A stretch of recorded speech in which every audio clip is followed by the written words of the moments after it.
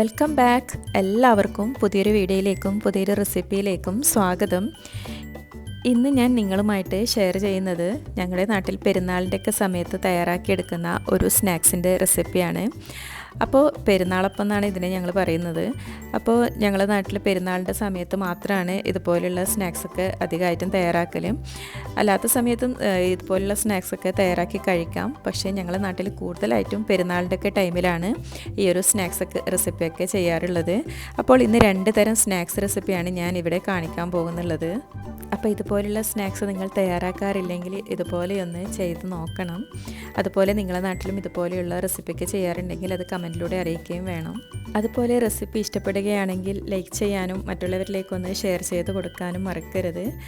ആദ്യമായിട്ടാണ് നിങ്ങളെൻ്റെ വീഡിയോ കാണുന്നതെങ്കിൽ സബ്സ്ക്രൈബ് ചെയ്ത് സപ്പോർട്ട് ചെയ്യാനും മറക്കരുത്. ആദ്യം ഞാൻ തയ്യാറാക്കിയെടുക്കാൻ പോകുന്നത് മുട്ട കേക്കാണ്. അപ്പോൾ ഇത് മുട്ട വെച്ചിട്ടുള്ള ഒരു സ്നാക്സാണ്. ഈ ഒരു സ്നാക്സ് കുറേ നാൾ കേടുകൂടാതെ നമുക്ക് ഒരുപാട് ഉണ്ടാക്കി വെക്കുകയാണെങ്കിൽ കേടുകൂടാതെയൊക്കെ സൂക്ഷിച്ച് വെക്കാൻ പറ്റും. അപ്പോൾ ഇതിനായി 4 മുട്ടയാണ് ഞാൻ എടുത്തിട്ടുള്ളത്. അതോടൊപ്പം അല്പം മധുരത്തിന് ആവശ്യമായ പഞ്ചസാര എടുത്തിട്ടുണ്ട്. അപ്പോൾ മധുരമൊക്കെ നിങ്ങളുടെ ടേസ്റ്റിനനുസരിച്ച് കൂട്ടുകയും കുറയ്ക്കുകയൊക്കെ ചെയ്യാം.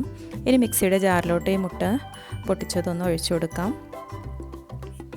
ഇനി ഇതിൽ നിന്നൊരു 1/4 ഭാഗം പഞ്ചസാര ഞാനിതിലേക്ക് ഇട്ട് കൊടുക്കുന്നുണ്ട്. ബാക്കി മധുരം ആവശ്യമാണെങ്കിൽ മാത്രം ചേർത്ത് കൊടുക്കാം. ഇനി ഒരു നുള്ള് ഉപ്പും കൂടി ഇതിലേക്ക് ഇട്ട് കൊടുക്കുന്നുണ്ട്. ഇത്രയും മതി. ഇനി ഇത് നന്നായി ഒന്ന് അരച്ചെടുക്കണം. ഈ ഒരു പരുവത്തിലാണ് ഇതൊന്ന് അരച്ചെടുക്കേണ്ടത്. അങ്ങനെ മുട്ടയും പഞ്ചസാരയൊക്കെ നന്നായി മിക്സ് ചെയ്തെടുത്തിട്ടുണ്ട്. ഇനി ഇതിലേക്ക് ചേർത്ത് കൊടുക്കാനുള്ളത് മൈദപ്പൊടിയാണ്. അപ്പോൾ ഈ ഒരു കപ്പിൽ 3 കപ്പ് മൈദപ്പൊടിയാണ് ഞാനിതിലേക്ക് എടുത്തിട്ടുള്ളത്. അത് ഏകദേശം ഒരു 1/2 കിലോയിൽ കുറച്ച് കൂടുതലുണ്ടാവും. അപ്പോൾ 4 മുട്ടയ്ക്ക് 1/2 കിലോ മൈദ ഏകദേശം മതിയാവും. അത് മുട്ടയുടെ വലുപ്പവും കാര്യമൊക്കെ അനുസരിച്ചിട്ടായിരിക്കും അതിൻ്റെ ഒരു അളവ്. ഇനി ഇതിലേക്കൊരു 2 ടേബിൾ സ്പൂൺ നെയ്യ് കൂടി ചേർത്ത് കൊടുക്കാം. ഇനി ഇതെല്ലാം നന്നായി ഒന്ന് കുഴച്ചെടുക്കണം. നല്ലോണം സോഫ്റ്റ് ആകുന്നത് വരെ ഒന്ന് കുഴച്ചെടുക്കാം.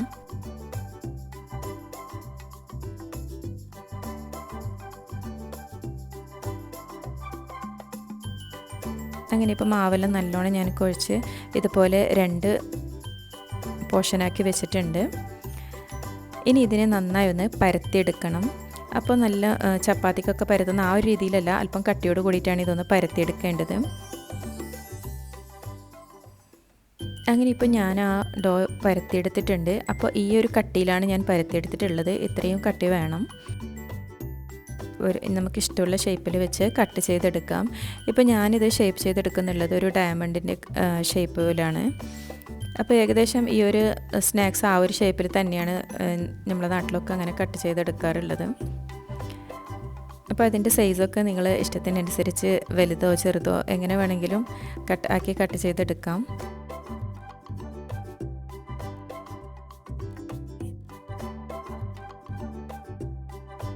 ഇനി ഇതിൽ നിന്ന് ഓരോ പീസ് എടുത്ത് ഇതുപോലെ ചെരിച്ചിങ്ങനെ കട്ട് ചെയ്തെടുക്കുന്നുണ്ട്. ബാക്കിയുള്ള എല്ലാ പീസസും ഇതുപോലെ ഇങ്ങനെ കട്ട് ചെയ്തെടുക്കുന്നുണ്ട്. അപ്പോൾ ഇത്രയും ചെറിയൊരു ഷേപ്പിലാണ് ഞാനിത് കട്ട് ചെയ്തെടുക്കുന്നുള്ളത്. അപ്പോൾ നിങ്ങൾ ഇഷ്ടത്തിനനുസരിച്ച് ഇതിൻ്റെ സൈസൊക്കെ കൂട്ടുകയും കുറയ്ക്കുകയൊക്കെ ചെയ്യാം. ഇപ്പോൾ ഇത്രയും പീസാണ് ഞാൻ കട്ട് ചെയ്തതിൽ നിന്ന് എനിക്ക് കിട്ടിയിട്ടുള്ളത്. ഇനി ഇതിനെ ചൂടായ എണ്ണയിലിട്ട് ഫ്രൈ ചെയ്തെടുക്കാം.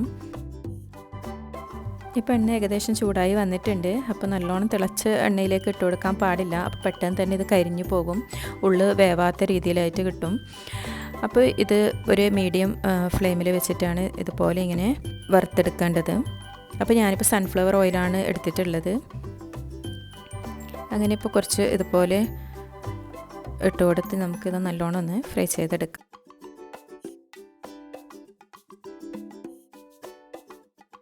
അപ്പോൾ 1 മിനിറ്റ് ഇതുപോലെ ഒന്ന് ഇട്ട് ഇളക്കാതെ വെക്കണം. അതിനുശേഷം ഇതുപോലെ ഇങ്ങനെ ഇളക്കിക്കൊണ്ടേയിരിക്കണം. കൈയെടുക്കാതെ ഇങ്ങനെ മീഡിയം ഫ്ലെയിമിൽ വെച്ച് വേണം ഇതിങ്ങനെ ഒരു ബ്രൗൺ കളർ ആകുന്നത് വരെ ഇതുപോലെ ഇങ്ങനെ ഇളക്കിക്കൊണ്ടേയിരിക്കണം. അല്ലെങ്കിൽ ഇത് പെട്ടെന്ന് കരിഞ്ഞു പോകും. അപ്പോൾ ഇതുപോലെ ഇളക്കി കൊടുത്തുകൊണ്ടേ ഇരുന്നാൽ മാത്രമേ ഇത് എല്ലാ സൈഡും ഒരുപോലെ ഇതുപോലെ ബ്രൗൺ കളറായി കിട്ടും.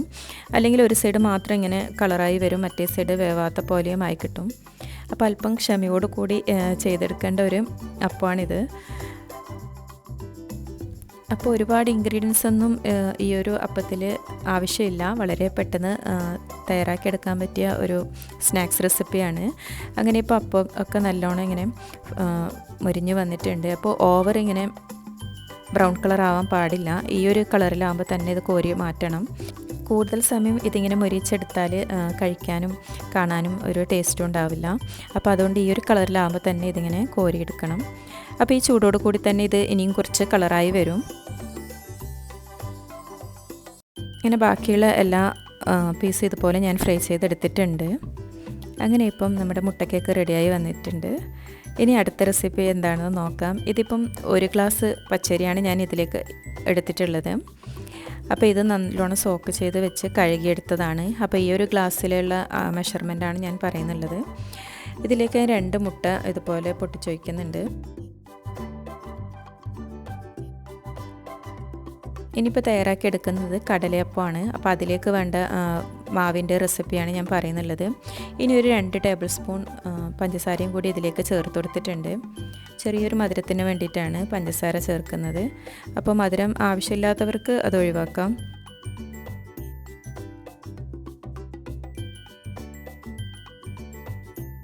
ഇനി ഒരു നുള്ള് മഞ്ഞൾപ്പൊടിയാണ് ഇതിലേക്ക് ഇട്ട് കൊടുക്കുന്നുള്ളത്. ഇത് മുട്ടയുടെ ആ സ്മെല്ലും പിന്നെ ഈ ഒരു ബാറ്ററിലെ ഒരു കളറൊക്കെ കിട്ടാൻ വേണ്ടിയിട്ടാണ് ഈ ഒരു മഞ്ഞൾപ്പൊടി കൂടി ഇതിലേക്ക് ചേർത്ത് കൊടുത്തിട്ടുള്ളത്. ഇനി ഒരു 4 ഏലക്കയും കൂടി ഇട്ട് കൊടുക്കുന്നുണ്ട്. അതുപോലെ തന്നെ അതേ അരി അളന്നെടുത്ത് അതേ ഗ്ലാസ്സിൽ തന്നെ 1/2 കപ്പ് തേങ്ങയും കൂടി ഇതിലേക്ക് ഇട്ട് കൊടുത്തിട്ടുണ്ട്. ഇനി എല്ലാം കൂടി നല്ലോണം ഒന്ന് അരച്ചെടുക്കാം. ഒട്ടും തരിയൊന്നും ഇല്ലാത്ത രീതിയിൽ നല്ല ഫൈനായിട്ട് ഇത് അരച്ചെടുത്തിട്ടുണ്ട്.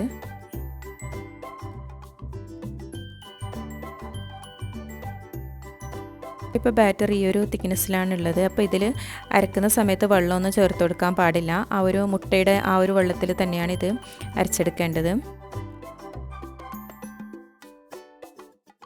ഈ ഒരു കടല വെച്ചിട്ടാണ് ഈ ഒരു റെസിപ്പി തയ്യാറാക്കി എടുക്കുന്നുള്ളത്. അപ്പം നമ്മൾ നാട്ടിൽ ഇതിന് വേളക്കടല എന്നൊക്കെ പറയും. പൊട്ടുകടലയാണിത്. അപ്പോൾ ഇത് നല്ലോണം ക്ലീൻ ചെയ്തെടുത്തതാണ് ഞാൻ.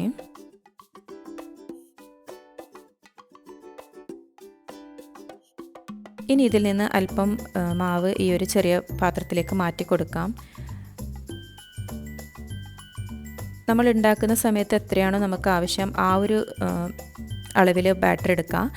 അതിനുശേഷം അതിലേക്ക് ഇത് കടലയിട്ട് കൊടുക്കാം. അങ്ങനെയാണ് ഈ ഒരു റെസിപ്പി തയ്യാറാക്കി എടുക്കേണ്ടത്. എല്ലാം ഒന്നിച്ചിട്ട് കൊടുത്താൽ എല്ലാം കടലയൊക്കെ കുതിർന്നിട്ട് നമുക്കതൊരു കറക്റ്റ് ഇതിൽ കിട്ടൂല. അപ്പോൾ അതിന് വേണ്ടിയിട്ടാണ് ഈ ഒരു രീതിയിൽ ചെയ്തെടുക്കുന്നുള്ളത്.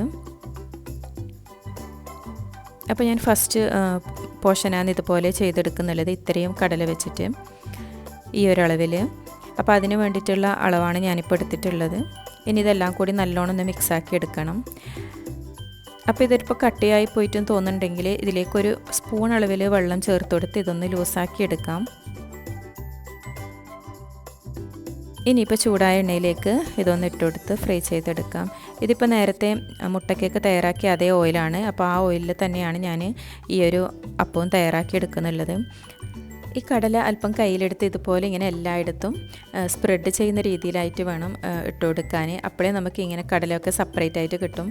അതുപോലെ തന്നെ ഇട്ടതിൻ്റെ മുകളിൽ തന്നെ വീണ്ടും വീണ്ടും നമ്മളിങ്ങനെ ഇട്ട് കൊടുക്കാൻ പാടില്ല. അപ്പോൾ ഇത് കട്ടിയായി കിട്ടും. അപ്പോൾ അതിൻ്റെ പേരിൽ ഇത് കുറച്ചിങ്ങനെ ഓയിൽ കാണുന്നിടത്ത് മാത്രം ഇതുപോലെ ഇങ്ങനെ ഇട്ട് കൊടുക്കാം. ഇനി 1 മിനിറ്റിന് ശേഷം ഇത് ഒന്ന് ഇളക്കി കൊടുക്കാം. ഇട്ട ഉടനെ ഇളക്കി കൊടുത്താൽ ഇതെല്ലാം ഒന്നിച്ചിങ്ങനെ ഒട്ടിപ്പിടിച്ചെടുക്കും. അപ്പോൾ അതുകൊണ്ടാണ് 1 മിനിറ്റ് കഴിഞ്ഞതിന് ശേഷം ഇങ്ങനെ ഇളക്കിയെടുക്കണം എന്ന് പറയുന്നത്.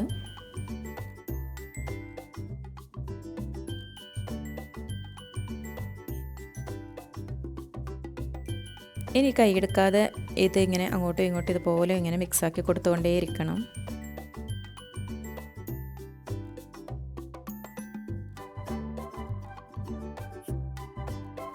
മീഡിയം ഫ്ലെയിമിൽ വെച്ചാണ് ഇതുപോലെ ഇങ്ങനെ ഇളക്കി കൊടുക്കേണ്ടത്. അല്ലെങ്കിൽ ഇത് പെട്ടെന്ന് തന്നെ എല്ലാം ഇങ്ങനെ കരിഞ്ഞ് വരും. അപ്പോൾ ഈ റെസിപ്പി തയ്യാറാക്കിയെടുക്കാൻ വലിയ പണിയൊന്നുമില്ല. ഇതിങ്ങനെ എണ്ണയിലൊന്ന് മൊരിച്ചെടുക്കാനുള്ള കുറച്ച് ക്ഷമ മാത്രമേ ഈ ഒരു അപ്പത്തിന് വേണ്ടൂ. അപ്പോൾ നമ്മുടെ കടലയപ്പം റെഡി ആയിട്ടുണ്ട്. ഇപ്പോൾ ഇത്രയും ഒരു ബ്രൗൺ കളറായി കിട്ടിയാൽ മതി. നല്ലോണം മൊരിച്ചെടുക്കേണ്ട ആവശ്യമൊന്നുമില്ല. ഈ ഒരു കളറാകുമ്പോൾ തന്നെ ഇത് എണ്ണയിൽ നിന്ന് പെട്ടെന്ന് കോരി മാറ്റാം. അപ്പോൾ ഈ ഒരു അപ്പത്തിൻ്റെ ബാറ്റർ നമുക്ക് ഏത് രീതിയിലാണോ നമ്മൾ എടുക്കുന്നത് അതിനനുസരിച്ചായിരിക്കും ഈ അപ്പം ഉണ്ടാക്കിയെടുക്കാൻ പറ്റുന്നത്. അപ്പോൾ അതുകൊണ്ട് ബാറ്റർ അല്പം ലൂസാക്കി നമ്മൾ ഇതുപോലെ കടലയൊക്കെ ഇട്ട് മിക്സ് ചെയ്തതിന് ശേഷം ഓയിലിലേക്ക് ഇടുകയാണെങ്കിൽ ഇതുപോലെ നമുക്ക് സെപ്പറേറ്റ് ആയിട്ട് കിട്ടും. അല്പം കട്ടിയോട് കൂടിയിട്ടുള്ള ബാറ്ററിലാണ് നമ്മൾ തയ്യാറാക്കി എടുക്കുന്നതെങ്കിൽ ഈ ഒരു സ്നാക്ക് അല്പം കട്ടിയോട് കൂടി ആയിപ്പോവും. ഇതുപോലെ ഇങ്ങനെ കടലയൊന്നും സെപ്പറേറ്റ് ആയിട്ട് കിട്ടില്ല. അപ്പോൾ അതൊന്ന് ശ്രദ്ധിച്ചാൽ മതി. അങ്ങനെ ഇപ്പോൾ നമ്മുടെ റെസിപ്പിയൊക്കെ തയ്യാറായിട്ടുണ്ട്. അപ്പോൾ പെരുന്നാളിൻ്റെ 2 തരം അപ്പം ഞാൻ നിങ്ങൾക്ക് ഇതുപോലെ തയ്യാറാക്കി കാണിച്ചിട്ടുണ്ട്. അപ്പോൾ ഈ ഒരു അപ്പത്തിലേക്ക് അല്പം കറിവേപ്പില കൂടി ഞാനിങ്ങനെ ഫ്രൈ ചെയ്ത് മുകളിലായി ഇട്ട് കൊടുത്തിട്ടുണ്ട്. അതൊരു സ്മെല്ലിന് വേണ്ടി ചെയ്ത് കൊടുക്കുന്നതാണ്, നിർബന്ധമൊന്നുമില്ല. അപ്പോൾ റെസിപ്പി ഇഷ്ടപ്പെട്ടാൽ ലൈക്ക് ചെയ്യാനും അതുപോലെ മറ്റുള്ളവരിലേക്ക് ഒന്ന് ഷെയർ ചെയ്ത് സപ്പോർട്ട് ചെയ്യാനും മറക്കരുത്. പുതിയൊരു റെസിപ്പിയുമായി വീണ്ടും കാണുന്നത് വരെ താങ്ക് യു ഫോർ വാച്ചിങ്.